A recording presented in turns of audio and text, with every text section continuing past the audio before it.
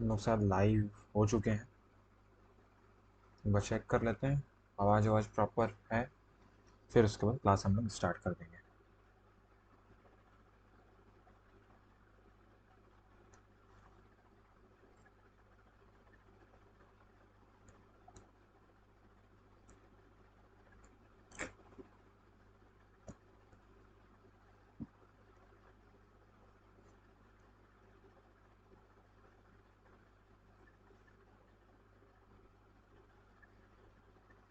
आवाज़ आ रही है प्रॉपर?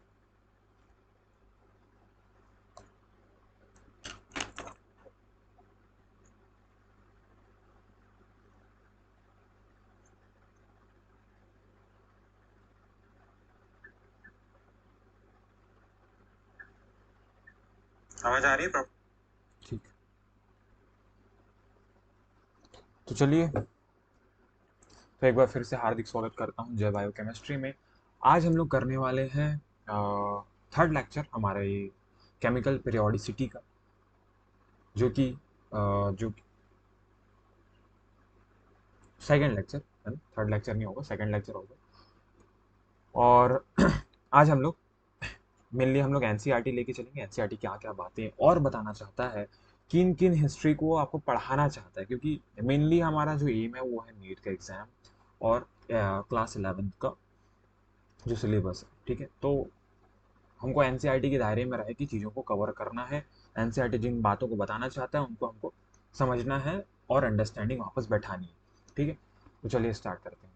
तो अभी तक हम लोगों ने न्यूलैंड के लॉ को पढ़ा था। न्यूलैंड पेरियोडिक क्लासिफिकेशन लॉ हमने पढ़ा था। तो न्यूलैंड ने क्या किया था कि एलिमेंट को जब उनके इंक्रीजिंग ऑर्डर में जब जमाते थे, है ना, एटॉमिक वेट के इंक्रीजिंग ऑर्डर में, न्यूलैंड के अनुसार जब हम हर एलिमेंट को उनके एटॉमिक वेट के इंक्रीजिंग ऑर्डर में जमा रहे थे, है ना, तो क्या हो रहा था कि पहला पहला एलिमेंट और आठवें एलिमेंट का जो फिजिकल और केमिकल प्रॉपर्टीज है वो सिमिलर आती थी, है ना। तो इंक्रीजिंग ऑर्डर में जब हम लोग किसको जमा रहे थे, एलिमेंट्स को जमा रहे थे, इंक्रीजिंग ऑर्डर में अरेंज कर रहे थे, तो हमको पहले और आठवें तत्व का, है ना, फर्स्ट एंड एट्थ एलिमेंट का फिजिकल और केमिकल प्रॉपर्टी यानी भौतिक व रासायनिक गुण हमको समान मिल रहे थे।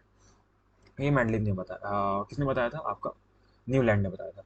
अब हम लोग लॉथर मेयर के पेरियोडिक क्लासिफिकेशन को पढ़ने वाले हैं कि लॉथर मेयर ने देखो, मेयर और जो मैंडलिफ है ये दोनों एक समय के वैज्ञानिक है और दोनों का काम साथ साथ चल रहा था। लॉथर मेयर जो मैंडलिफ है, इन दोनों का जो कार्य है, जो पेरियोडिक क्लासिफिकेशन, जो इन्होंने एलिमेंट को क्लासिफिकेशन करने का जो लॉ कर रहे थे, जो स्टडी चल रहा था इनका, है ना, वो एक साथ चल रहा था और दोनों ने साथ साथ काम, मतलब दोनों का जो वर्क है वो एक ही टाइम पे चल रहा था। हालांकि बात यह है कि लॉथर मेयर से पहले मैंडलिफ का क्लासिफिकेशन आ चुका था, लॉथर मेयर का क्लासिफिकेशन बाद में दिया गया, है ना। तो मॉडर्न पेरियोडिक टेबल का बोलना चाहिए कि विकास में, के डेवलपमेंट में जो योगदान है ना, मतलब बोलना चाहिए मॉडर्न पेरियोडिक टेबल के योगदान में, जिनका योगदान है, हालांकि उनका मॉडर्न पेरियोडिक टेबल जो मैंडलिफ ने बताया था वो तो नहीं है, लेकिन कहीं ना कहीं उनका बहुत बड़ा योगदान है। तो वो थे हमारे बोलना चाहिए मैंडलिफ। ठीक है, लेकिन हम लोग लॉथर मेयर के बारे में बात करने वाले हैं। अब मैं आपको बताता हूँ लॉथर मेयर ने क्या किया। लॉथर मेयर क्या कर रहे थे कि इन्होंने क्या किया, एलिमेंट्स एलिमेंट्स और, है ना, एलिमेंट्स के atomic weight, atomic volume, melting point, boiling point, atomic weight, atomic volume, melting point, boiling point के बीच एक कर्व प्लॉट किया। उन्होंने एक ग्राफ बनाया, एक कर्व प्लॉट किया, और वो ग्राफ में पेरियोडिक प्रॉपर्टीज का रिपीटेशन हो रहा था।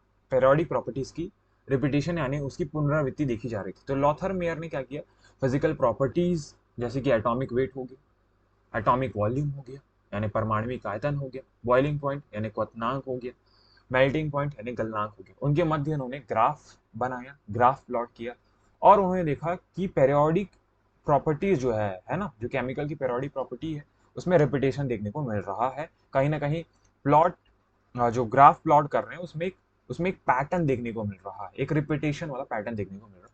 ये लॉथर मेयर का स्टडी बोलता है। उन्होंने क्या किया था, मेयर ने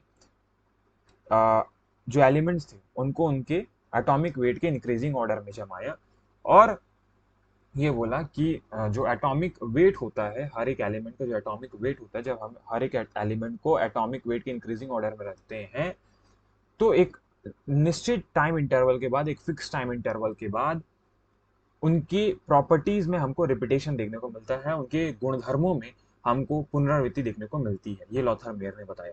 ठीक है, अब एनसीईआरटी क्या बताना चाहते हैं उसको एक बार पढ़ते हैं। इसका जरूर नोट्स बनाएं, क्योंकि एनसीईआरटी की ये हाईलाइट पॉइंट्स हैं। ठीक है, तो Lothar Meyer plotted a physical property such as that atomic volume, melting point and boiling point against atomic weight. तो उन्होंने क्या किया, फिजिकल प्रॉपर्टीज जैसे कि एटॉमिक वॉल्यूम हो गया बेटा, मेल्टिंग पॉइंट हो गया और बॉइलिंग पॉइंट हो गया, इनका इनका एटॉमिक वेट के साथ इन्होंने क्या किया, ग्राफ प्लॉट किया, ग्राफ डेवलप किया, ग्राफ बनाया। ठीक है, समझ में आया? क्या फिजिकल प्रॉपर्टीज में एटॉमिक वॉल्यूम, मेल्टिंग पॉइंट यानी गलनांक और क्वथनांक का परमाणु भार के साथ इन्होंने ग्राफ बनाया, और क्या मिला इनको, ऑब्टेन अ पेरियोडिक रिपीटेड पैटर्न। इनको क्या मिला, एक निश्चित आवृत्ति पुनरावृत्ति देखने को मिली, एक पेरियोडिक रिपीटेशन देखने को मिला, मतलब ग्राफ वापस से रिपीट हो रहा था, है ना। मैं आपको अभी ग्राफ आगे बताऊंगा तो आपको समझ में आएगा कि ग्राफ कैसे बनाया था, उनका ग्राफ हम लोग आगे पढ़ने वाले हैं। Unlike a Newland, Lothar-Meyer is observed the change in length, that is a repeating pattern. By 1880, by 1868, Lothar-Meyer had developed a table that elements such as closely resembles that the modern periodic table. उन्होंने क्या किया, 1868 में 1868 में Lothar mayor ने अपना क्या किया, periodic table दिया, जो कि लगभग मॉडर्न पेरियोडिक टेबल से मेल खाता था। However, his work is not published until after a work of Dmitry Mendeleev, the scientist who generally credited with the development of modern periodic table. लेकिन इनका जो कार्य है, मैंडलीव का जो कार्य है, ये मेयर का जो कार्य है, मेयर का जो वर्क था, जो उन्होंने पेरियोडिक लॉ दिया था, वो मैंडलीव के पहले ये पब्लिश नहीं कर पाए। इसलिए हम अभी ये मानते हैं कि मॉडर्न पेरियोडिक टेबल को डेवलप करने का जो श्रेय नहीं, मतलब योगदान जो है, वो कहीं ना कहीं हम किसको मानते हैं, डायमेट्री मेंडलीव को मानते हैं। ठीक है, एक बार मैं हिंदी पढ़ देता हूँ। रूसी रसायनज्ञ डेमेट्री लेमेत्रे और जर्मन रसायनज्ञ लॉथर मेयर ने के सतत प्रयासों से आवर्त सारणी का विकास में सफलता प्राप्त हुई। दोनों के दोनों एक साथ काम कर रहे थे, स्वतंत्र रूप से कार्य करते हुए। देखो, दोनों अलग अलग कार्य कर रहे हैं ना, स्वतंत्र लेकिन एक साथ कार्य, मतलब एक ही समय पर कार्य, दोनों ने स्वतंत्र रूप से कार्य करते हुए रसायनज्ञ 1869 में प्रस्तावित किया। जब तत्वों को उनके बढ़ते हुए परमाणु भार के क्रम में व्यवस्थित किया जाता है, तब नियमित अंतराल के पश्चात भौतिक व रासायनिक गुणों में समानता पाई जाती है। किसने बोल रहे हैं बेटा, ये दोनों का लाइन है ना, ये दोनों का लाइन है कि जब एलिमेंट्स को उनके एटॉमिक वेट के इंक्रीजिंग ऑर्डर में रखते हैं, तो एक फिक्स टाइम इंटरवल के बाद, after a fix time interval, physical and chemical properties are repeated. यानी उन्होंने बोला कि भौतिक और रासायनिक गुणों में क्या होती है, क्या बोलना चाहिए, रिपीटेशन को क्या बोलते हैं, पुनरावृत्ति देखने को मिलती है, उनमें समानता देखने को मिलती है।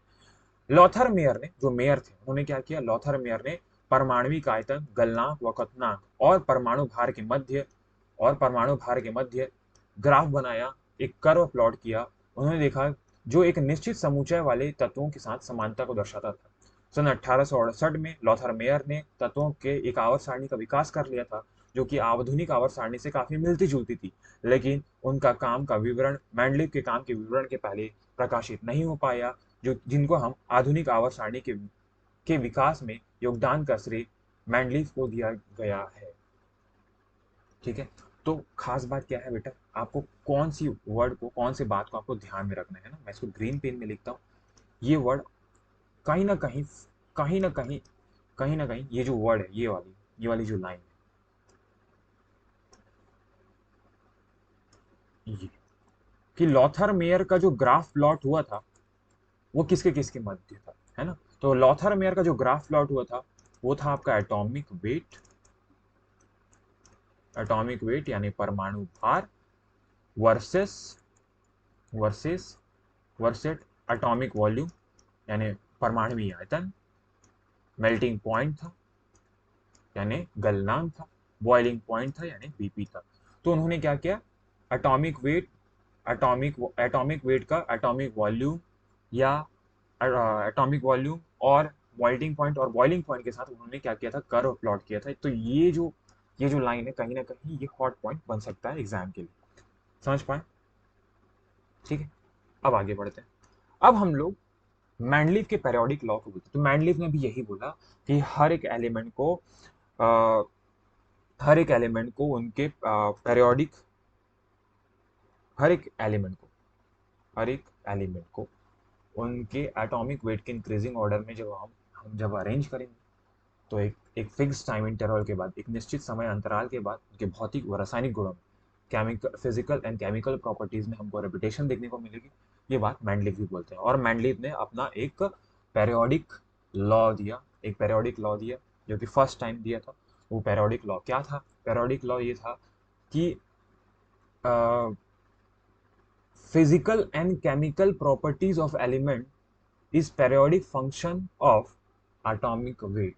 एटॉमिक वेट, ये मैंडलीव ने अपना एक स्टेटमेंट दिया, पेरियोडिक लॉ का एक स्टेटमेंट दिया कि तत्वों के भौतिक व रासायनिक गुण उनके परमाणु भारों के आवर्ती फलन होते हैं, उनके परमाणु भार के आवर्ती फलन होते हैं। ठीक है, हम लोग देखते हैं। सबसे पहले रुक जाओ, एक काम करते हैं, पहले अभी लॉथर मेयर का हम लोग ग्राफ भी देख लेते हैं। ग्राफ नहीं देखे, एक बार ग्राफ देख लेते हैं, फिर हम लोग मैंडलीव के ये जो अभी बात बताए उसको हम लोग आगे और मैं बताऊंगा, रिपीट करूंगा। ठीक है, समझ में आ रहा है ना आप लोगों को? समझ में आ रहा तो लाइक और हार्ट जरूर बनाएं चैट सेक्शन में।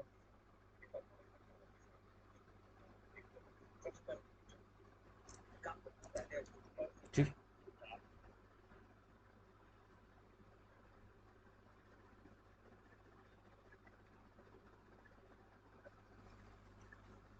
Lothar mayor classification, this is curve is the, ये कर्व एनालिसिस था एलिमेंट्स का। क्या था लॉथर मेयर का जो पेरियोडिक क्लासिफिकेशन था, वो क्या था? कर्व एनालिसिस था।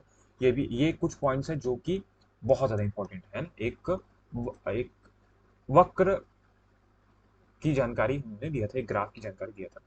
Plotted a graph between atomic volume and atomic weight, यहाँ पर एटॉमिक वॉल्यूम के साथ मेल्टिंग पॉइंट और बॉइलिंग पॉइंट भी आएगा बेटा।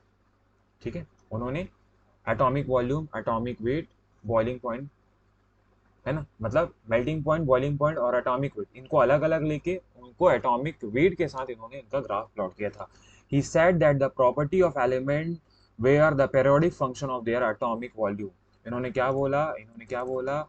बोला कि तत्वों का जो गुणधर्म है, प्रॉपर्टीज ऑफ एलिमेंट है, वो उनके एटॉमिक वॉल्यूम का periodic function होता है। He calculate the atomic volume with the help of formula of atomic volume molecular mass upon density। उन्होंने एटॉमिक वॉल्यूम का फॉर्मूला दिया, एटॉमिक मास वर्सेस डेंसिटी, और हर एक एटॉमिक बोलना चाहिए एटॉमिक वॉल्यूम को उन्होंने मेजर किया। तो ये उनका एटॉमिक वॉल्यूम और एटॉमिक वेट के बीच में ग्राफ प्लॉट हुआ। तो देखिए, हाइड्रोजन के बाद helium, lithium, beryllium, boron, carbon, फिर उसके बाद nitrogen, fluorine fluorine neon, sodium, magnesium, aluminium, silicon, phosphorus, sulphur, chlorine, argon, potassium. देख रहे हो ये क्या है? एस ब्लॉक के एलिमेंट्स है। मेटल्स जो हैं वो ऊपर आ रहे हैं, मेटल्स जो ऊपर आ रहे हैं, समझ पा रहे हो ना क्या बताना चाह रहा हूँ? ठीक है, तो एक रिपीटेशन आपको देखने को मिल रहा है। Alkali metals sodium, potassium, rubidium, cesium are placed at the top of a curve because he large volume and low density। देख लीजिए, सोडियम, लिथियम भी ऊपर में आ रहा है, कैल्शियम भी ऊपर में आ रहा है, मैग्नीशियम भी ऊपर में आ रहा है ना। तो खास करके अगर फर्स्ट ग्रुप के एलिमेंट्स को ले, एक मिनट, फर्स्ट ग्रुप के एलिमेंट्स कौन कौन है बेटा? आपके हो गए लिथियम हो गया, सोडियम हो गया, पोटेशियम हो गया, है ना, और इधर हो गया आपका रुबिडियम हो गया, है ना। तो ये क्या आ रहे थे, इनका जो एटॉमिक वॉल्यूम था वो सबसे ज़्यादा आ रहा था, और इनका जो डेंसिटी थी वो कम आ रही थी। एटॉमिक वॉल्यूम ज़्यादा था, यानी परमाणु का आयतन ज़्यादा था। ठीक है, तो ये ज़्यादा ये मैं केवल आपको ग्राफ बताने के लिए बता रहा हूँ क्योंकि एनसीईआरटी में नहीं है, फिर भी मैं आपको दिखाना चाह रहा हूँ कि ये उन्होंने क्या ग्राफ प्लॉट किया था। ठीक है, अब आगे बढ़ते हैं, मैंडलीफ के लॉ को पढ़ते हैं। ठीक है, तो मैंडलीफ देखो यहाँ पर ही कर लेते हैं। मैंडलीफ ने क्या बताया था? मैंडलीफ मैंडलीफ का जो क्लासिफिकेशन, मैंडलीफ क्लासिफिकेशन, मैंडलीफ ने क्या बोला कि physical and chemical properties of element, physical and chemical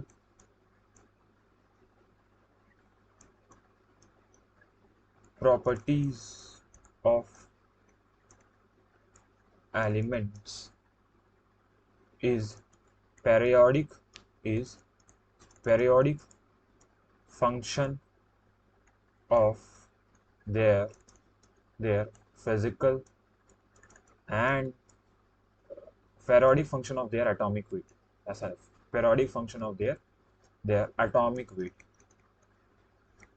यानी तत्वों के भौतिक व रासायनिक गुण उनके परमाणु भार के आवर्ती फलन होते हैं। हाँ या ना? समझ में आया? यस और नो? तो physical and chemical properties of element is of periodic function of their atomic weight। ये मैंडलीफ का लॉ था। ठीक है, ये किसका था? मैंडलीफ का लॉ था। यस और नो? आगे बढ़ते हैं। मैंडलीफ पेरियोडिक लॉ क्या बोलता था? डोबे राइनर और initiated the study of periodic relation. Dobereiner ने सबसे पहली बार पेरियोडिक रिलेशनशिप यानी जो आवर्त के बीच जो संबंध है ना, उनके मध्य में उनको बताना, सबसे पहला जो पेरियोडिक रिलेशनशिप है वो डोबे राइनर ने स्टार्ट किया था। लेकिन जो मैंडलीफ थे, Mendeleev who was responsible for the publish the first periodic law for the first time। उन्होंने periodic law first time periodic law Mendeleev ने दिया था। First time periodic law Mendeleev ने दिया था, इस बात को याद रखेंगे। और उनका जो स्टेटमेंट था वो क्या था? यही स्टेटमेंट था कि तत्वों के गुणधर्म उनके परमाणु भारों के, तत्वों के गुणधर्म यानी भौतिक व रासायनिक गुण उनके परमाणु भार के आवर्ती फलन होते हैं। द प्रॉपर्टीज ऑफ एलिमेंट, कौन सी properties? Physical and chemical properties of element are periodic function of their atomic weight. यही बात मैं पीछे लिखा था, है ना? उसमें फिजिकल एंड केमिकल प्रॉपर्टीज में मतलब एडिशनल चीजों को ऐड कर दिया था, बट यहाँ पर प्रॉपर्टीज लिख के छोड़ देता है। लेकिन आपको ये समझना है कि physical and chemical properties are element of of element is periodic function of their atomic weight, यानी बहुत तत्वों के भौतिक व रासायनिक गुण उनके परमाणु भार के आवर्ती फलन होते हैं। समझ में आए? मतलब एक एक फिक्स टाइम, अगर आप कैम मतलब बोलना चाहिए एलिमेंट्स को उनके एटॉमिक वेट के इंक्रीजिंग ऑर्डर में रखते हैं, तो आपको एक फिक्स टाइम इंटरवल के बाद उनके फिजिकल एंड केमिकल प्रॉपर्टीज में रिपीटेशन देखने को मिलेगी। समझ में आया? हाँ या ना? अब एनसीईआरटी और कुछ बातों को बताना चाहता है जो कि बहुत इंपॉर्टेंट है, क्योंकि सिलेबस रिड्यूस हो चुका है, और कहीं ना कहीं सिलेबस रिड्यूस हुआ है तो एनसीईआरटी जिन बातों को लिखता है उसकी जो बोलना चाहिए, उसकी जो अहमियत है, उसकी जो इम्पोर्टेंस है, वो कहीं गुना ज़्यादा बढ़ चुकी है। क्योंकि पहले क्या हो रहा था? पहले ये देखा जाता था कि जो सिलेबस बड़ा था, सिलेबस बड़ा होने से क्या हो रहा था? सिलेबस के बड़े होने से हो रहा था कि उनको एक साइड मिला था बहुत सारे चैप्टर में, तो वो उतना डीप नहीं पूछते थे एनसीईआरटी से, लेकिन उतना डीप नहीं जाते थे। लेकिन कहीं ना कहीं अब एनसीईआरटी की लाइंस को हमको बहुत ज़्यादा अहमियत देनी होगी, क्योंकि लिमिटेड चैप्टर से वो पेपर सेट करेगा। समझ रहे हो? चलिए आगे बढ़ते हैं। अब मैंडलीफ ने क्या क्या किया? ठीक है, Mendeleev arrange the elements in the horizontal rows and vertical column of a table, order their increasing atomic weight such as way that the element with the similar properties are same vertical column or a group। उन्होंने क्या किया? एक minute ना, इसका ना वो बना,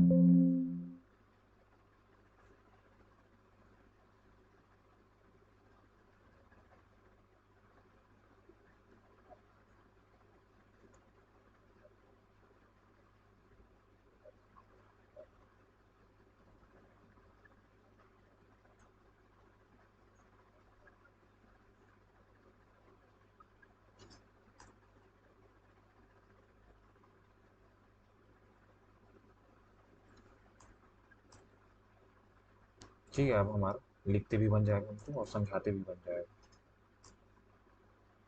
चलिए।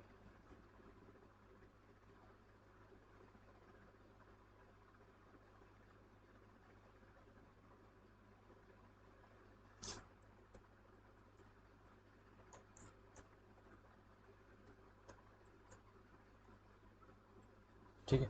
हाँ, अब क्या किया मैनलीफ, मैनलीफ arrange the element in the horizontal rows and vertical column, horizontal rows and vertical column order their atomic increasing of atomic weight and such as way that the element is the similar properties occupied the same vertical column। इनको उन्होंने groups बोला, जिनको उन्होंने groups बोला। तो क्या किया मैनलीफ ने, एलिमेंट्स को उनके एटॉमिक वेट के, उनके परमाणु भार के एटॉमिक वेट के इंक्रीजिंग ऑर्डर में उनको जमाया, और उनको जमाया उनके एटॉमिक वेट के इंक्रीजिंग ऑर्डर में जमाया। और जो कैसे मतलब लिथियम, है ना, लिथियम के बाद, सॉरी, लिथियम के बाद बेरिलियम के बाद boron, carbon, nitrogen, oxygen, fluorine. ठीक है। फिर उसके बाद क्या किया उन्होंने, नियॉन। हालांकि नोबेल गैसेस उस समय खोज चुकी थी, लेकिन बहुत मतलब सभी नोबेल गैसेस का खोज अभी तक नहीं हुआ था। ठीक है। फिर उन्होंने क्या किया, इंक्रीजिंग ऑर्डर में जमा, जैसे कि ये एटॉमिक वेट इसका लिथियम का कितना होता है, 7। ठीक है, हम लोग अप्रॉक्स लेके चलेंगे। ठीक है, 7, 9। ठीक है ना। तो उनके इंक्रीजिंग ऑर्डर में अभी क्या कर रहे हैं हम लोग, एलिमेंट्स को उनके इंक्रीजिंग ऑर्डर में जमा रहे हैं, एटॉमिक वेट के इंक्रीजिंग ऑर्डर में। तो इंक्रीजिंग ऑर्डर में जमा। ठीक है। फिर उसके बाद फ्लोरीन, नियॉन, नियॉन के बाद क्या आएगा बेटा, सोडियम आएगा। क्या आएगा, नियॉन के बाद lithium, beryllium, boron, carbon, nitrogen, oxygen, fluorine, neon, sodium, magnesium, aluminium, silicon, phosphorus, sulphur, chlorine, and organ. तो क्या हो रहा है देखिए, ये दोनों एक ग्रुप के एलिमेंट है, दोनों के दोनों मेटल्स है, इनकी फिजिकल एंड केमिकल प्रॉपर्टीज भी सिमिलर आएगी बेटा। ये ग्रुप नंबर 2 के मेटल्स है, दोनों के दोनों मेटल्स है, इनकी फिजिकल और केमिकल प्रॉपर्टीज सेम आएंगी, आया ना। यहाँ पर देख लीजिए, वर्टिकल, जिनकी physical and chemical property same है उनको एक वर्टिकल कॉलम, वर्टिकल कॉलम मतलब ये वाला कॉलम, इसको वर्टिकल कॉलम बोलते हैं बेटा। और इसको बेटा, ये जो लाइन है, जो हॉरिजॉन्टल लाइन है ना, इन लाइनों को, जो ऐसी बनी लाइनें, इन लाइनों को क्या बोलते हैं, हॉरिजॉन्टल लाइन। इनको क्या बोला उन्होंने, पीरियड्स बोल दिया था। क्या बोला था, पीरियड बोला था, यस और नो। और हॉरिजॉन्टल यानी ऊर्ध्वाधर जो कॉलम बने थे, जो वर्टिकल कॉलम बने थे, उनको क्या बोला था उन्होंने, ग्रुप बोला था। क्या बोला था, ग्रुप्स बोला था। तो जिनकी physical and chemical property same होती है, उनको एक उनको एक कॉलम में उन्होंने रखा था, यस और, ठीक है, वही बात को लिखा है। ठीक है। मैनलीफ arrange the element horizontal row the vertical column of a table, vertical column of a table, order their increasing atomic weight such as way that the element with the similar properties occupied in the vertical column or groups। ठीक है, जिनकी physical and chemical property same होती है उनको उन्होंने एक group में रखा, और जो एलिमेंट थे उनको horizontally increasing order, atomic weight के इंक्रीजिंग ऑर्डर में जमा। तो एक समय के बाद उनके physical and chemical properties repeat हो रही थी, और उनको एक कॉलम में उन्होंने रख दी, एक कॉलम, समझ पा रहे, एक ऊर्ध्वाधर कॉलम में रख दी। Mendeleev system of a classify element was more elaborated than the Lothar Meyer. यानी मैंडलीफ की जो क्लासिफिकेशन का जो सिस्टम था, उनकी जो वर्गीकरण की जो पद्धति थी, वो लॉथर मेयर, जो मेयर का क्लासिफिकेशन जो उन्होंने टेबल दिया था, उनसे ज्यादा ज्यादा इलेबोरेटेड था, ज्यादा विस्तृत था, ज्यादा अच्छा था, अच्छा माना गया था। क्योंकि कहीं ना कहीं जिन तत्वों की उस समय खोज नहीं थी, जिन एलिमेंट का उस समय डिस्कवर, जो एलिमेंट्स उस समय डिस्कवर नहीं किए गए थे, उनके लिए जगह छोड़ दिया गया था। और ये मैंडलीफ ने बता दिया था कि उनकी फिजिकल और केमिकल प्रॉपर्टीज क्या होने वाली है। तो ये बहुत बड़ी बोलना चाहिए बात थी, कि जिन तत्वों की खोज नहीं है उनके नाम को बता देना, और उनके लिए जगह छोड़ देना, उनके एटॉमिक वेट को भी बता देना, और उनकी फिजिकल और केमिकल प्रॉपर्टीज का भी सही सही अंदाजा लगा लेना, ये अपने आप में बहुत बड़ी बात थी। तो ये काम कौन कर रहे थे, मैंडलीफ ने किया। ठीक है। तो इसका इनका जो क्लास एलिमेंट का जो क्लासिफिकेशन था वो ज्यादा इलेबोरेटेड था, ये सब। he fully recognized that the significance of the periodicity and used the क्या use the broad range of physical and chemical properties to classify elements. इनका जो पेरियोडिक टेबल था वो क्या था बोलना चाहिए, फिजिकल और केमिकल प्रॉपर्टीज को उन्होंने क्या किया, मतलब सिग्निफिकेंस माना, उनको बहुत ज्यादा महत्वपूर्ण, उनको बहुत ज्यादा तवज्जो दिया गया। किसके क्लासिफिकेशन में, एलिमेंट्स के क्लासिफिकेशन में उनके भौतिक व रासायनिक गुणों को आधार माना गया था। समझ में आया? He fully recognized the significance of the periodicity and used the broad range of physical and chemical properties to classify the elements. उन्होंने तत्वों को उनके वर्गीकरण के लिए, एलिमेंट्स को क्लासिफाई करने के लिए उनके फिजिकल और केमिकल प्रॉपर्टीज को मेन बेस माना था, सिग्निफिकेंट माना, बहुत ज्यादा तवज्जो दी थी। ही particular in particular mainly rely on the similarities of the empirical, ये बहुत बड़ा लाइन है, इसको रेड पेन में लिखो, ये बहुत बड़ा लाइन है और ये क्वेश्चन बनाने का सबसे अच्छा लाइन है मैंडलीफ का। इन particular Mendeleev on the similar properties in the empirical formula and the properties of the compound are formed by the element। उन्होंने क्या किया, मैंडलीफ ने क्या किया, मतलब जो सिमिलर एम्पैरिकल फॉर्मूला वाले जो कंपाउंड्स थे, जिनका एम्पैरिकल फॉर्मूला सेम आ रहा था, उन्होंने देखा कि इनकी जो प्रॉपर्टीज है, इनके जो गुणधर्म है, उनमें क्या क्या देखी गई, सिमिलैरिटीज देखी गई, उनकी फिजिकल एंड केमिकल प्रॉपर्टीज में सिमिलैरिटी देखी गई। समझ में आए? समझ में आए? तो उन्होंने उनका जो मेन बेस था, उनकी क्लासिफिकेशन का जो मेन बेस था, उन्होंने क्या किया, realized on the similarities of the empirical formula and the properties of compound are formed by the element। उनका जो मेन बेस था वो empirical formula और बोलना चाहिए एलिमेंट्स की प्रॉपर्टीज थी, जिनकी empirical formula, जिनका मूलानुपाती सूत्र एक समान था। उन्होंने देखा कि उनके गुणधर्मों में समानता, उनके इनके एम्पैरिकल फॉर्मूला सेम आ रहे, जिन एलिमेंट्स का एम्पैरिकल फॉर्मूला सेम आ रहा है, उन्होंने देखा कि उनकी फिजिकल एंड केमिकल प्रॉपर्टीज भी सेम होती है। मैंडलीफ ने देखा, ठीक। ही रियलाइज दैट सम एलिमेंट्स, ठीक है, he realized some elements did not fit with his scheme of a classification in the order of atomic weight was the strictly followed। यानी उन्होंने देखा कि कुछ तत्व ऐसे भी हैं, कुछ एलिमेंट्स ऐसे भी हैं जो उनके पेरियोडिक लॉ में कहीं भी फिट नहीं हो रहे थे और ना ही इनके पेरियोडिक लॉ को फॉलो कर रहे थे, किनके, मैंडलीफ के पेरियोडिक लॉ। मैंडलीफ ने क्या किया था, एलिमेंट्स को उनके एटॉमिक वेट के इंक्रीजिंग ऑर्डर में जमाया था। He is arrange the of increasing order of their atomic wait. ये सुनो, अब एक बार मैं हिंदी पढ़ देता हूँ। मैंडलीफ ने, कहाँ गए भैया पेन, कहाँ गए? मैंडलीफ ने तत्वों को क्षैतिज पंक्तियों और ऊर्ध्वाधर स्तंभों में उनके बढ़ते हुए परमाणु भार के अनुसार जमाया, उनके बढ़ते हुए परमाणु भार के अनुसार जमाया, और उन्होंने देखा कि समान गुणधर्म वाले जो तत्व हैं वो एक ही ऊर्ध्वाधर स्तंभ, यानी एक ही ऊर्ध्वाधर स्तंभ, एक ही वर्टिकल कॉलम में रखे गए हैं, है ना। उनको उन्होंने समूह नाम दिया था। मैंडलीफ द्वारा तत्वों का वर्गीकरण निश्चित तौर पर लॉथर मेयर के वर्गीकरण से काफी विस्तृत था। उनका जो क्लासिफिकेशन था वो लॉथर मेयर के क्लासिफिकेशन से बहुत ही ज्यादा, बोलना चाहिए, ब्रॉड था, बहुत ज्यादा विस्तृत था, उन्होंने बहुत चीजों को बताया था।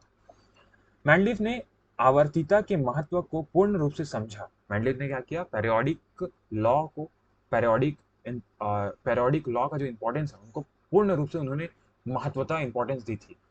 तत्वों को उनके वर्गीकरण के लिए अधिक विस्तृत, मैंडलीफ ने आवर्तीता के महत्व को पूर्ण रूप से महत्व दिया था और तत्वों को उनके वर्गीकरण के लिए अधिक विस्तृत भौतिक व रासायनिक गुणों का आधार माना। तत्वों को उनके क्लासिफिकेशन की, एलिमेंट्स को उनके क्लासिफिकेशन के लिए फिजिकल और केमिकल प्रॉपर्टीज को बेस माना था।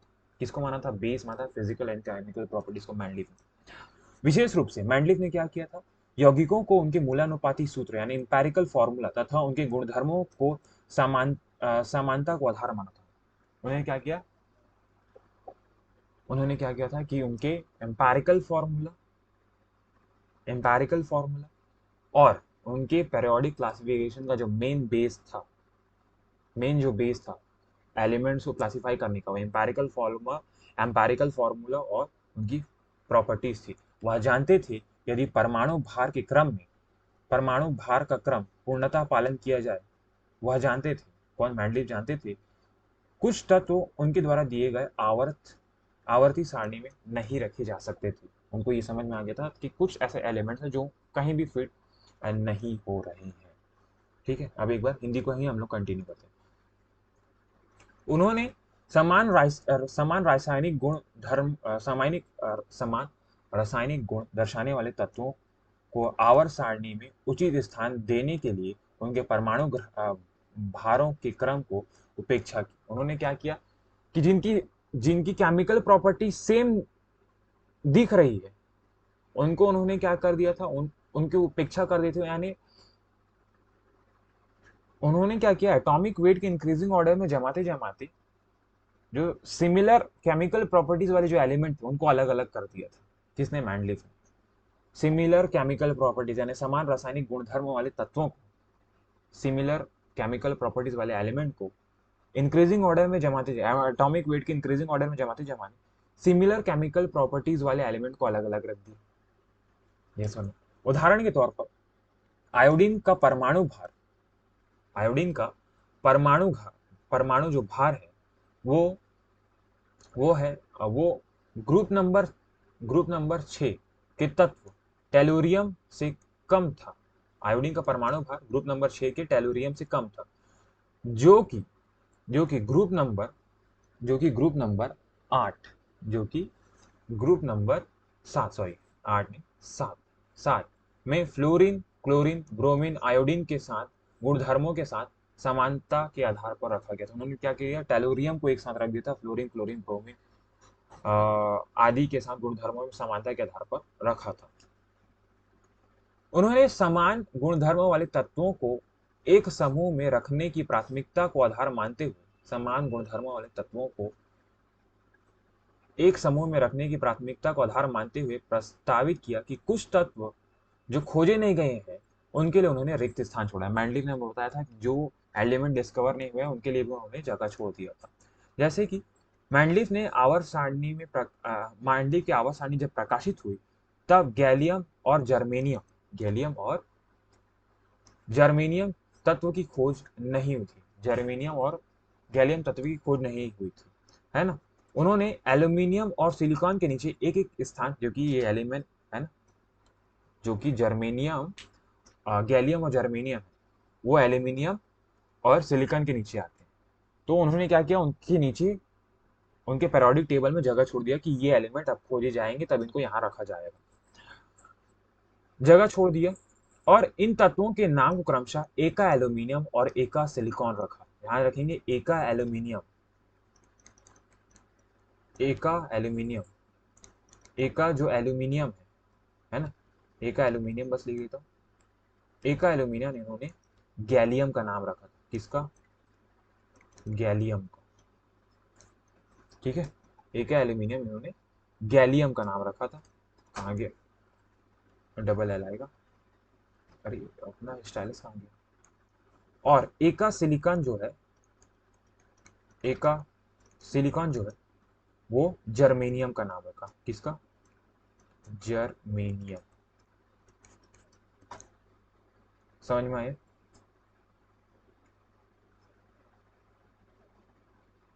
क्लियर है। ठीक है, ठीक है। तो उन्होंने क्या किया, एल्यूमिनियम और सिलिकॉन के नीचे जो दो एलिमेंट आने वाले थे, एक था गैलियम और दूसरा था जर्मेनियम, जिनकी खोज नहीं हुई थी, उन्होंने अपने पेरियोडिक टेबल में इनके लिए जगह छोड़ दी थी। ठीक है, और उनका नाम एका एल्यूमिनियम और एका सिलिकॉन रख दिया था। ध्यान देंगे, ये बहुत ज्यादा इंपॉर्टेंट है, एका एल्यूमिनियम और एका silicon.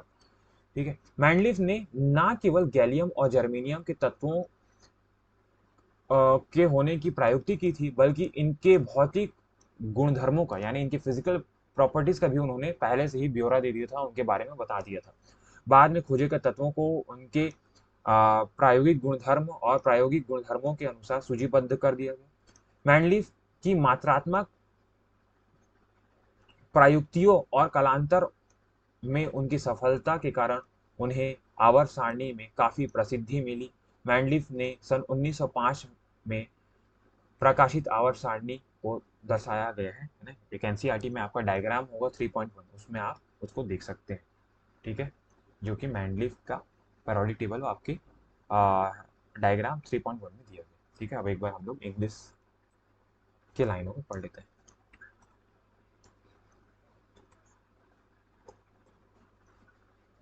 He ignored the order of atomic weight and thinking that the atomic he ignored the order of atomic weight, he thinking that the atomic measurement of may be incorrect and the place of the element with the similar properties together। उन्हें क्या किया, atomic weight को ignore करते हुए, मतलब atomic weight को तवज्जो देते हुए सेम केमिकल प्रॉपर्टीज वाले एलिमेंट को अलग अलग रख दिया था, क्योंकि उनका एलिमेंट क्या था, एटॉमिक वेट के इंक्रीजिंग ऑर्डर में वो जमाते जा रहे थे। समझ में? For example, iodine with the lower atomic weight that the tellurium, iodine का जो एटॉमिक वेट है वो टेलुरियम से कम है, was placed in group number 7 along with the fluorine, chlorine, bromine because of the similar properties। उन्होंने क्या किया, उन्होंने एटॉमिक वेट के चक्कर में आयोडीन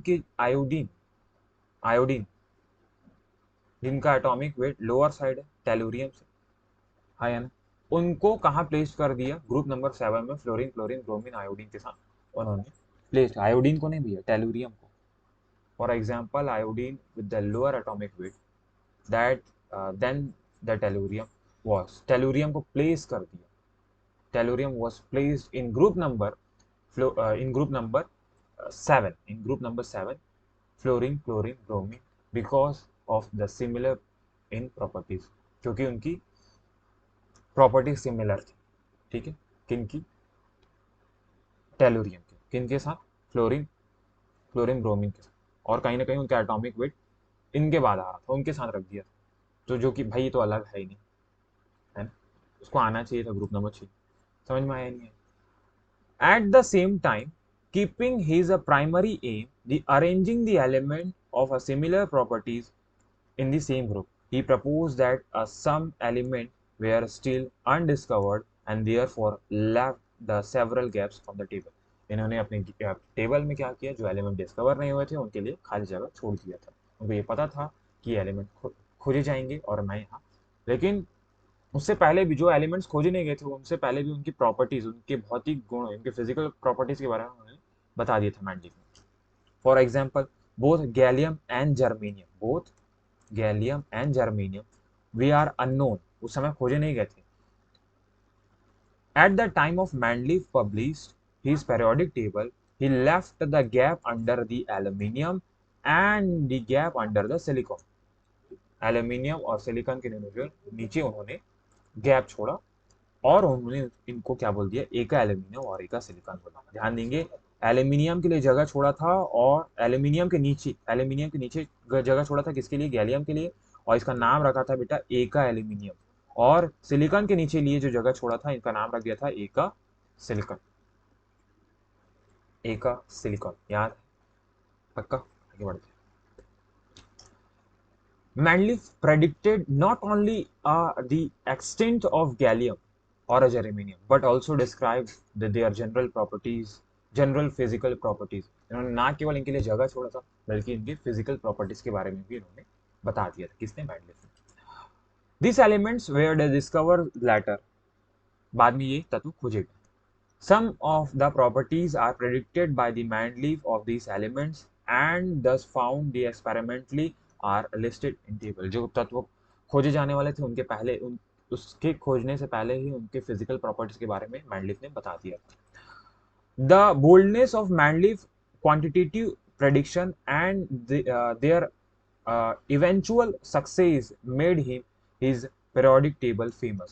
उनके अचानक से ये जो क्वांटिटेटिव प्रेडिक्शन था, जो कि तत्व खोजे नहीं गए हैं, जो एलिमेंट डिस्कवर नहीं हो, उनके बारे में पहले से ही करेक्ट सही फिजिकल प्रॉपर्टीज को बता देना, कहीं ना कहीं उनके अचानक से इवेंचुअल सक्सेस और उनके पेरियोडिक टेबल को फेमस करने में ये सबसे बड़ा हाथ था कि जो तत्व खोजे नहीं गए उनके बारे में ही पहले से प्रेडिक्ट कर देना, उनकी प्रॉपर्टीज के बारे में ही पहले से बता देना। हाँ या ना? हाँ या ना? और मैंडलीफ ने अपना पेरियोडिक टेबल पब्लिश किया 1905 में, 1905 में, जो कि आपको एनसीईआरटी के फिगर नंबर 3.1 में लिखा गया होगा। तो मैं शायद वो शायद रखा नहीं हूँ। ठीक है, तो आप अपने एनसीईआरटी से उसको जरूर देखें। ठीक है, अब हम लोग नेक्स्ट लेक्चर में मैंडलीफ के पेरियोडिक टेबल के ड्रॉबैक पढ़ेंगे। ये उनके पेरियोडिक टेबल में क्या क्या ड्रॉबैक था, क्या क्या ऐसी चीज़ें थी जिनको बताना बहुत ज़रूरी था, और क्या गलतियाँ हुई उन्होंने एटॉमिक वेट को मेन बेस माना इंक्रीजिंग ऑर्डर में, है ना। पेरियोडिक फंक्शन उनके एटॉमिक वेट का पेरियोडिक फंक्शन हुआ बोला किसने? मैंडलीफ ने। क्या एलिमेंट की फिजिकल एंड केमिकल प्रॉपर्टीज उनके एटॉमिक वेट की पेरियोडिक फंक्शन होती है, ये मैंडलीफ ने बोला। कहीं ना कहीं एटॉमिक वेट जो है वो दिक्कत कर रहा था। अब इसके बाद एक नया मॉडर्न पेरियोडिक टेबल आने वाला है मैंडलीफ के बाद, जो कि मोस्ले ने दिया, जिसको हम लोग बोलते हैं मॉडर्न पेरियोडिक टेबल या मॉडर्न पेरियोडिक लॉ के नाम से हम जानते हैं, जिसको हम लोग नेक्स्ट लेक्चर में करेंगे। और मैंडलीफ के ड्रॉबैक को भी हम लोग पढ़ेंगे, मैंडलीफ ने किन किन बातों के बारे में नहीं बता पाए।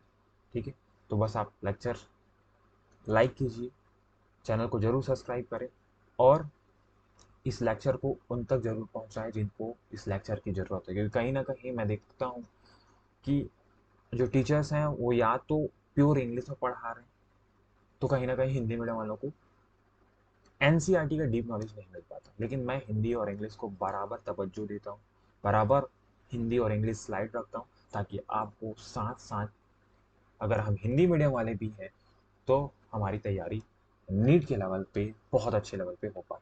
ठीक है, तो नेक्स्ट लेक्चर में मिलते हैं।